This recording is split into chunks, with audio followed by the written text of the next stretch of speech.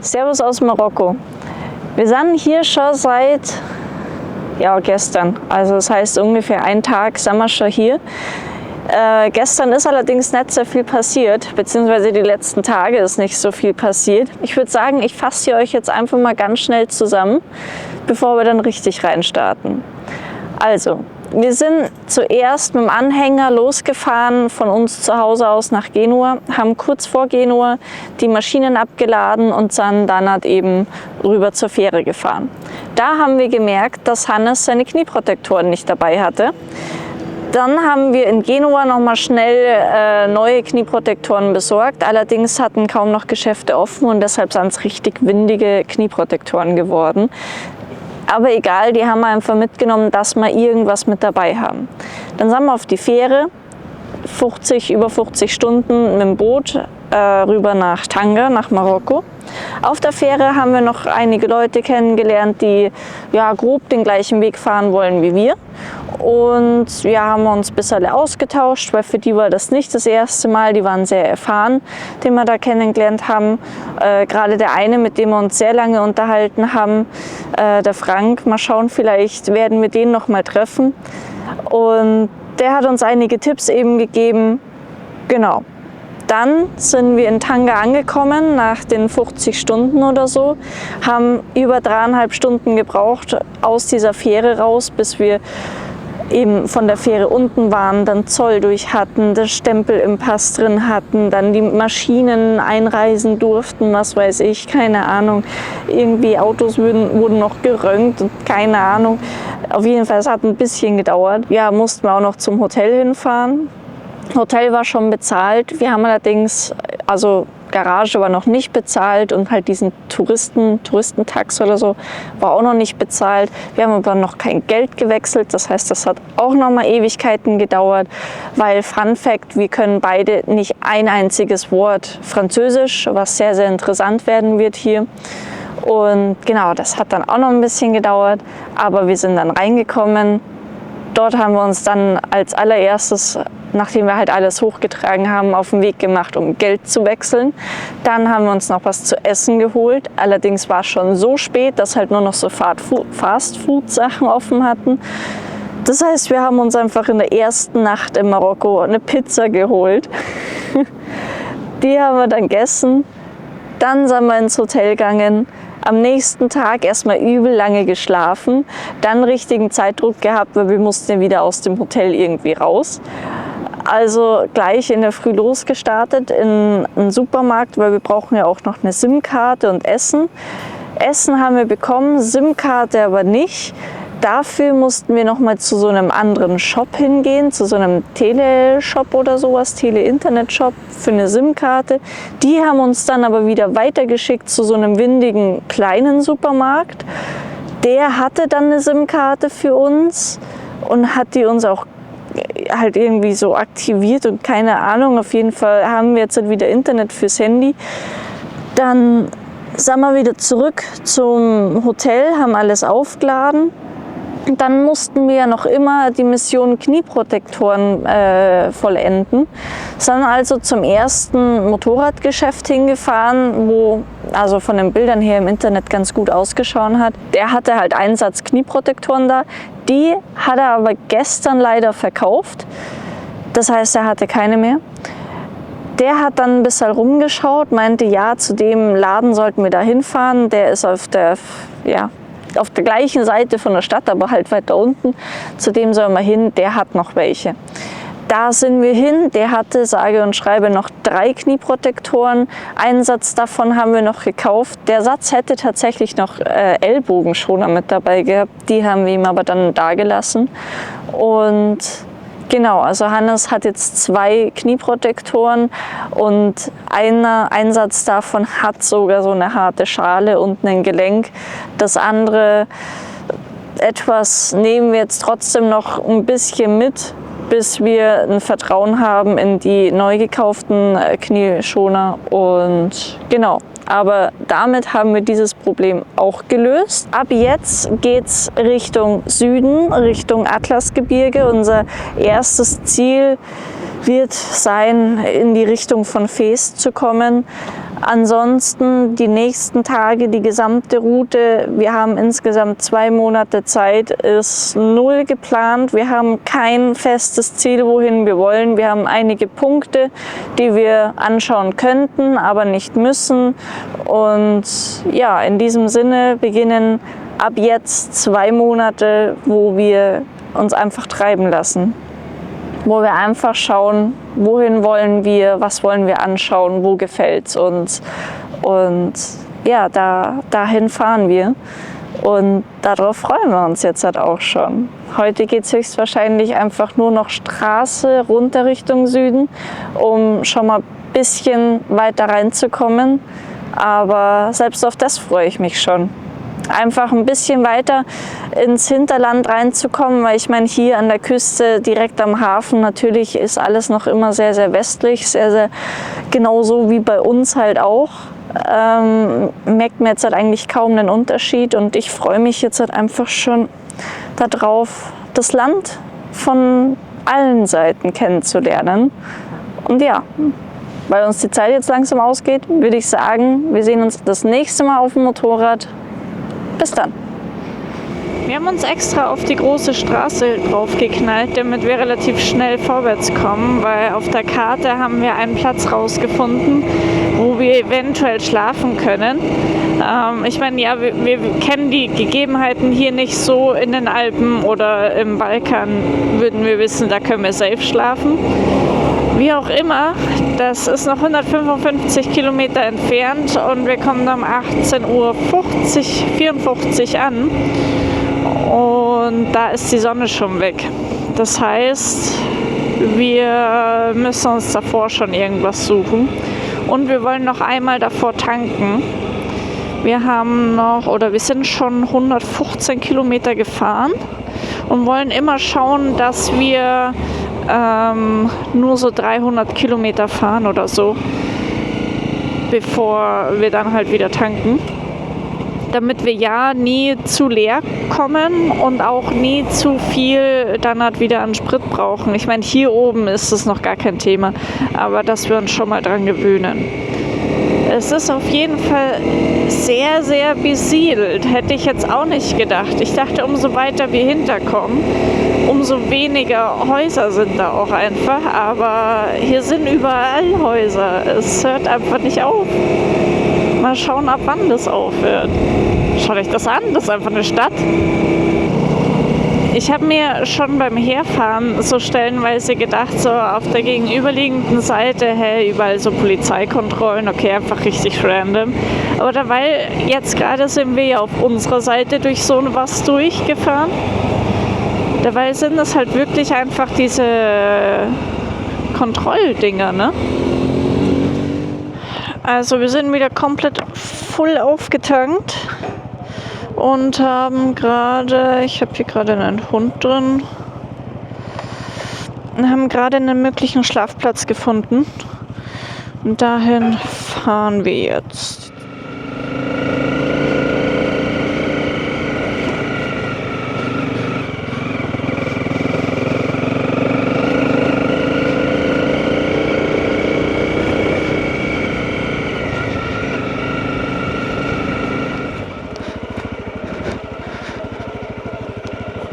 Und so wird aus wir biegen kurz ab, um einen Schlafplatz zu suchen, schon das erste kleine Abenteuer.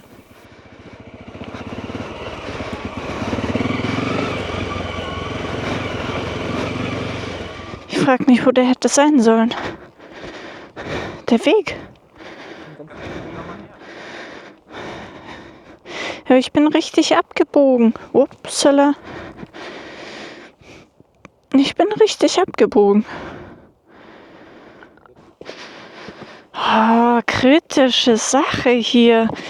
Das haut mit deinen Taschen hin, aber ich weiß nicht, ob das mit meinen hinhaut. Ich pack's hier nicht mal gescheit zu gehen.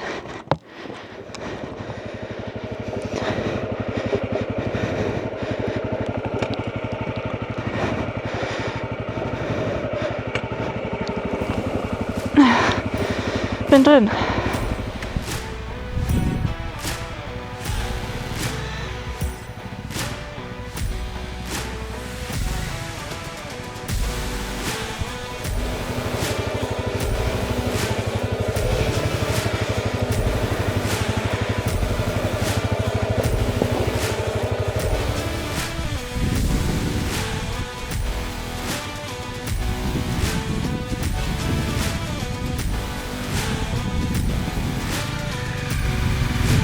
Taschen seitlich. Vorne. Ah.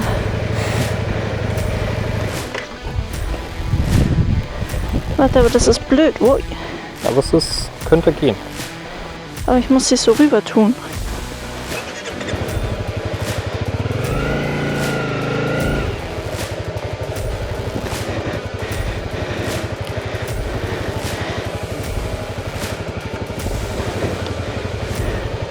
Jetzt hänge ich hinten.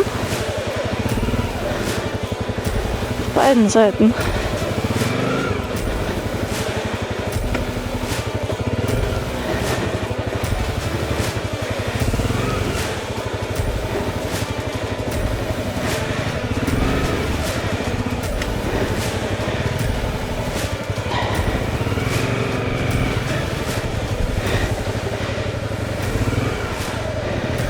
Okay. Jetzt müsstest du da weggehen, glaube ich.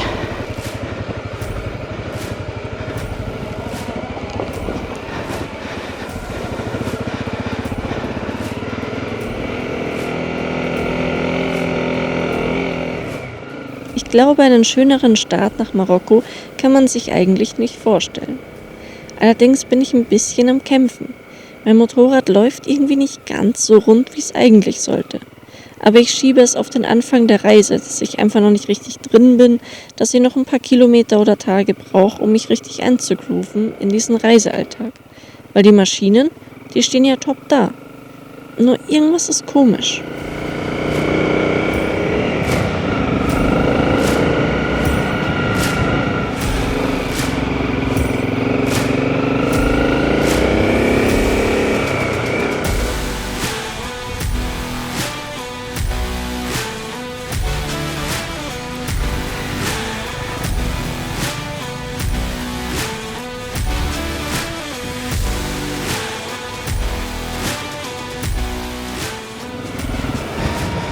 Hammer Aussicht, aber ein Schlafplatz wär's halt, ne?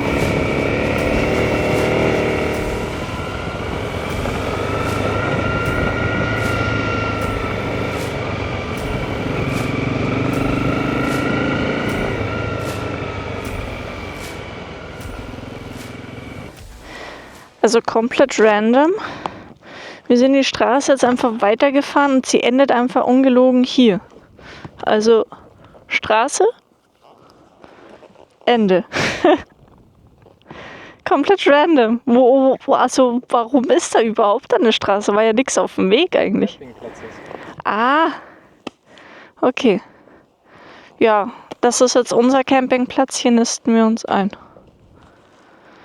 Und, Hannes, das haben wir selten, die Sonne ist da.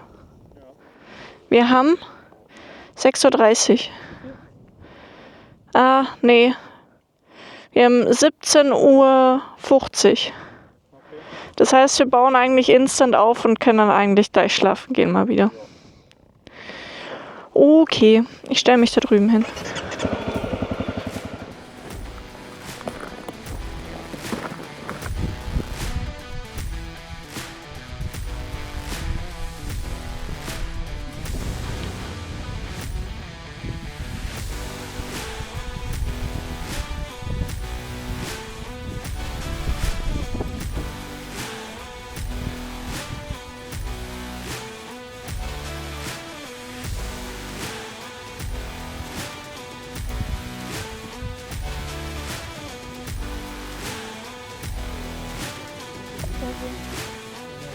Bonjour.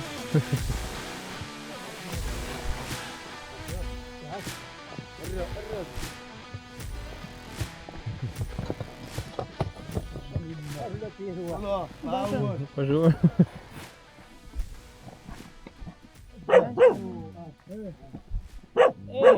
Hey.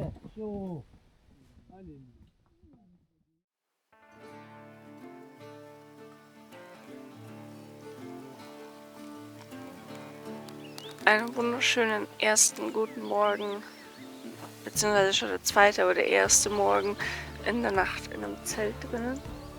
Und es ist einfach wunderschön.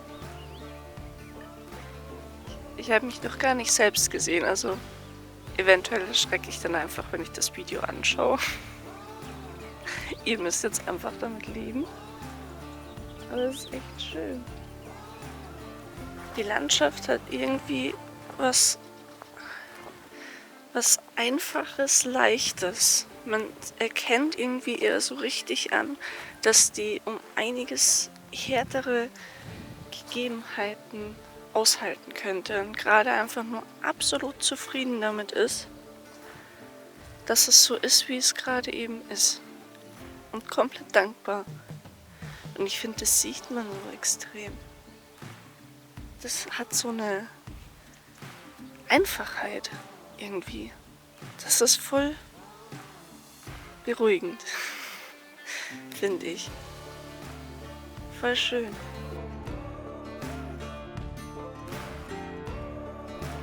Wir fahren wieder ein paar Meter. Der erste kam uns schon wieder entgegen mit seinem Eselchen. Der kam schon gestern in die Richtung, heute wieder in die Richtung. Also ist ein normaler Marsch scheinbar.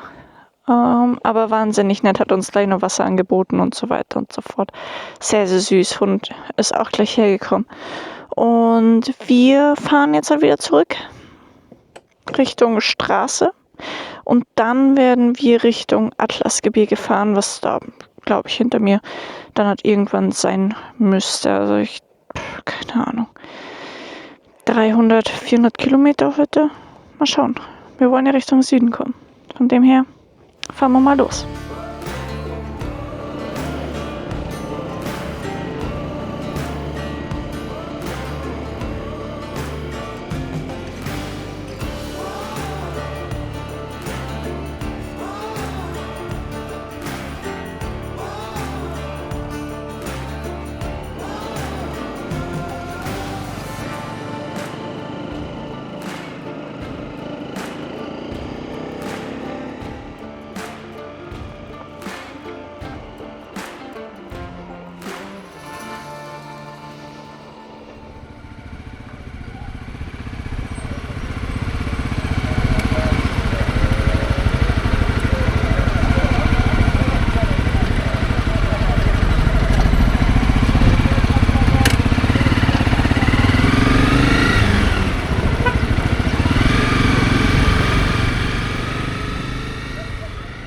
Das war unser erster Markt in Marokko und eigentlich sind wir hier mit einer Mission reingefahren. Wir brauchen Wasser, wir wollen Wasser kaufen. Aber irgendwie überfordert uns die Gesamtsituation.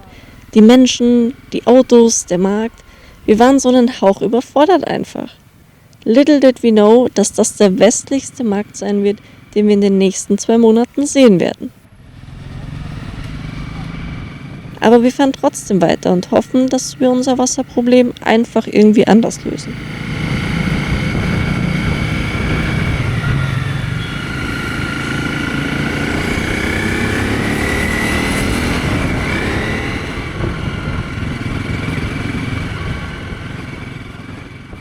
Ich habe schon wieder ein komisches Gefühl beim Fahren.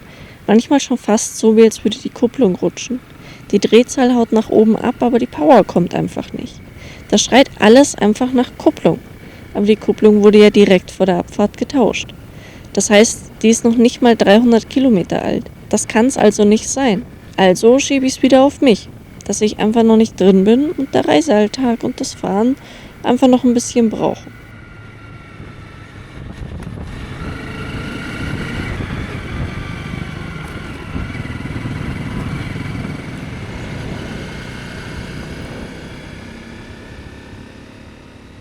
Nichtsdestotrotz geht es im Zickzack durchs Hinterland von einem Dorf zum nächsten, bis wir dann wieder einen Schlafplatz suchen müssen.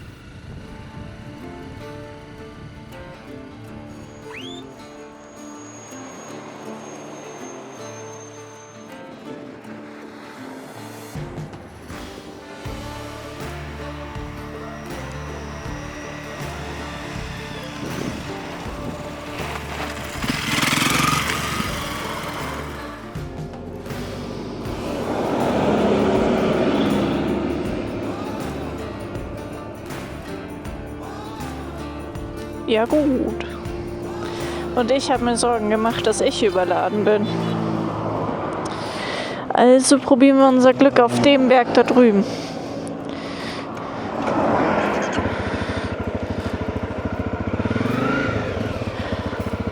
Ja.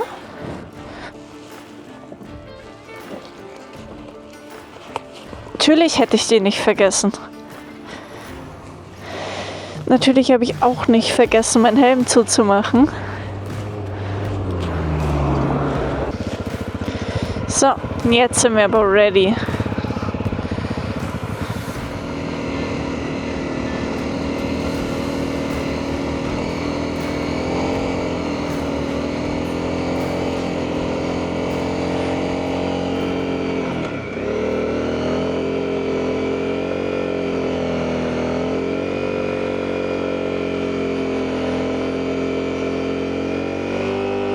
Das ist das, was ich meine. Sie hat einfach keine Kraft mehr.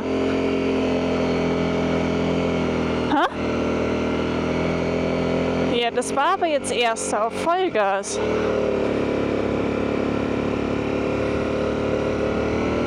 Also irgendwas stimmt nicht ganz mit ihr.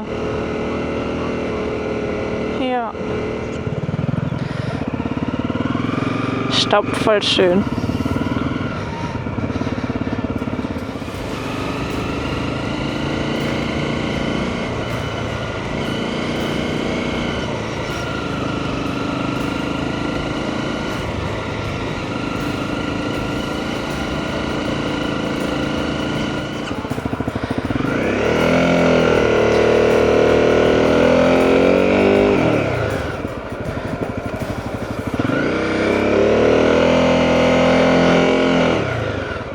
What the fuck?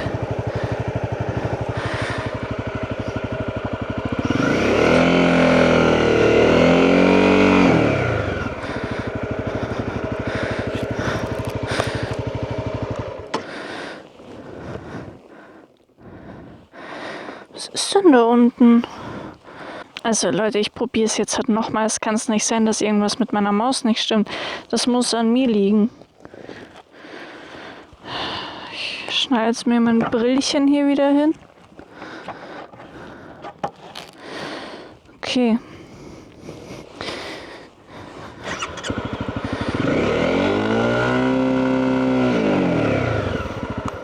Dann steigen wir ab und schauen uns die Chose von der Seite an. Das kann doch nicht sein. So. Sag mal, du hast nicht mal durchgedreht, meine Maus.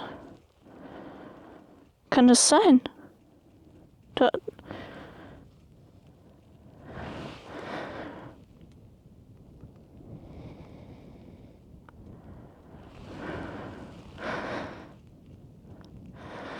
Wo liegt da der Fehler? Leicht machen.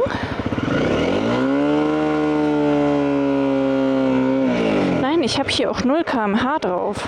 Irgendwas stimmt mit dir nicht. Du hast nicht durchgedreht. Was ist los? Also Hannes meint jetzt, das wäre die Kupplung, was mich irgendwie einen Hauch glücklich macht, aber das macht die Situation nicht besser. Was nervig ist, weil die Kupplung ist einfach neu. Wie viele Kilometer hat die drauf? Seitdem wir losgefahren 300, sind. 400. Ja. Richtig. Ich denke, entweder sie ist falsch eingestellt oder... Weiß ich nicht. Jetzt stirbt sie schon mal ab. Ist ja schon mal etwas.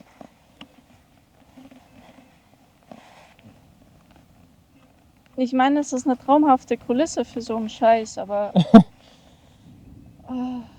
die ist neu. Ist doch am Anfang hier schon gekommen, oder? Bei der alten Kupplung. Bei der neuen. Bei der neuen Kupplung noch gar nicht. Was? Da war es da hinten immer. Ja, oder wie? genau. Ja, gut, okay. Ich habe mir schon die Fahrt über gedacht, irgendwas stimmt nicht. Ich glaube sogar, ich habe es auch gesagt, aber... Also Zelt steht. Hier. Alter, wie schön schaut das denn mit deiner Kamera aus?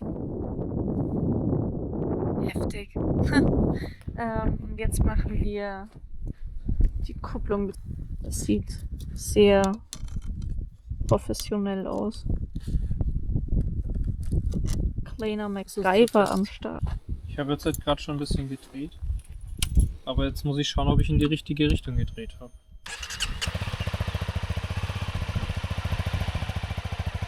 Das war die falsche Richtung. Danke, dass du es machst. Und das nächste Mal wechseln wir sowas auch selbst, damit wir wissen, wie, was, wo, warum. Damit ist selber schuld. Genau. Ja.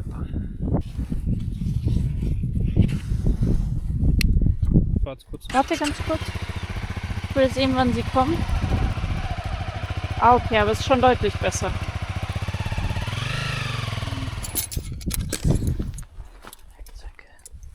Ich bin jetzt halt wieder glücklich und entspannt. Zwar noch immer nicht ganz glücklich, ich glaube, man sieht's, aber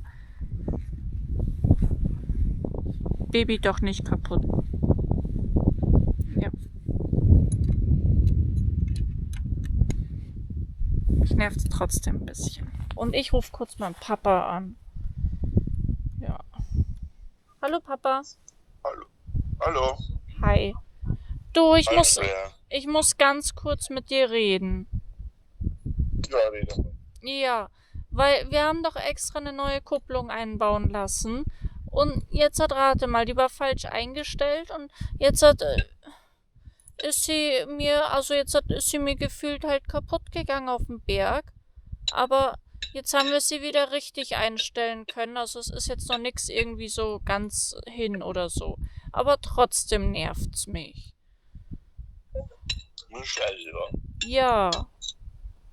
Jetzt haben wir da ein bisschen am Rädchen rumgedreht und da wir das ja auch noch nie gemacht haben, haben wir jetzt erstmal rumprobiert, in welche Richtung denn das Richtige ist und welches Rädchen denn das Richtige ist. Aber jetzt sollte das passen. Super. Ja. Und das wollte ich dir Respekt.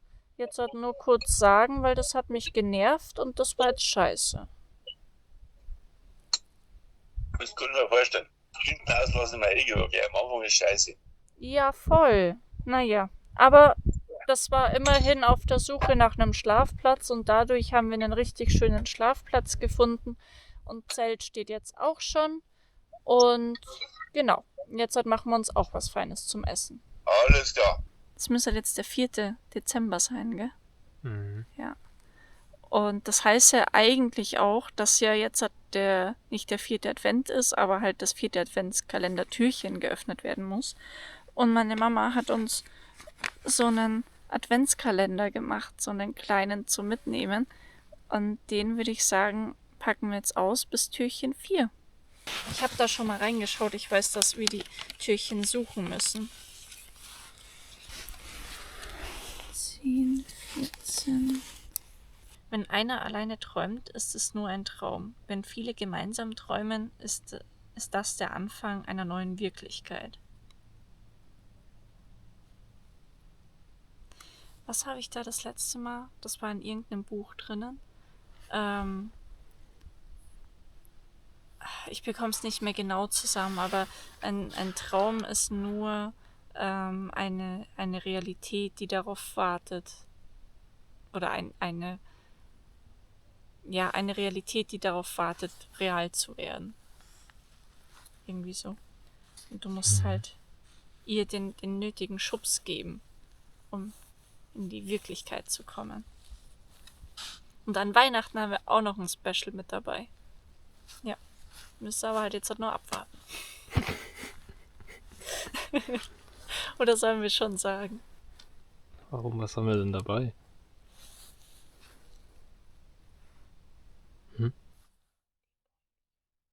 Achso. Nee, lass mal gut sein. Das ist eine Überraschung. Okay, das ist eine Überraschung. Ja. Gut. Aber wir bräuchten eigentlich noch... Die tust du da wieder rein und suchst jeden Tag aufs Neue. Ja, klar.